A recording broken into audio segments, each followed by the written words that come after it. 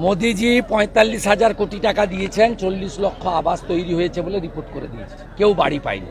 আমরা ফাইনাল লিস্টের অপেক্ষায় আছি। ফাইনাল লিস্ট প্রকাশ হলে চোরেদের নাম থাকলে পাকা বাড়ি সহ আমরা ব্যবস্থা নেওয়ার জন্য যা করার করব।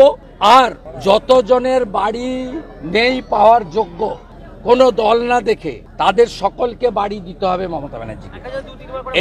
এই দাবিতে ভারতীয় জনতা পার্টির পক্ষ থেকে চূড়ান্ত তালিকা প্রকাশের পরে আমরা গ্রাম পঞ্চায়েত থেকে নবান্ন পর্যন্ত ব্যাপক আন্দোলনের রূপরেখা তৈরি করি। আমি আপনাকে বলছি, পৃথিবীটা গোল, যা হিসাব এই জন্মে হয়ে যাবে, পরের জন্মে কিছু হবে না।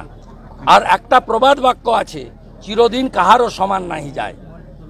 আজকে যারা বলছেন তাদের হিসাব ঠিক সময় জনগণই করে দেবে, জনগণই করে দেবে।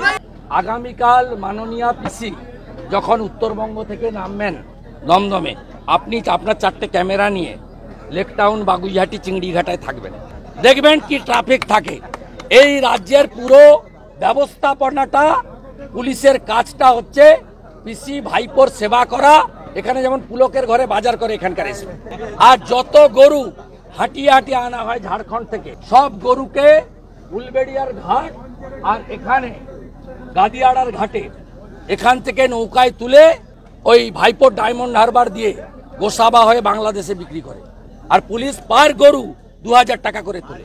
রাত্রে চলুন আমার সঙ্গে, সারা রাত ধরে হাজার হাজার গরু নিয়ে যাচ্ছে হাঁটিয়ে হাঁটিয়ে। এগুলো সব বন্ধ হবে। যোগী আদিত্যনাথজি ইউপিতে বন্ধ করেছে, হেমন্ত বিশ্ব শর্মা আসামে বন্ধ করেছে, 26 সালে আমরা বাংলাতে বন্ধ করব।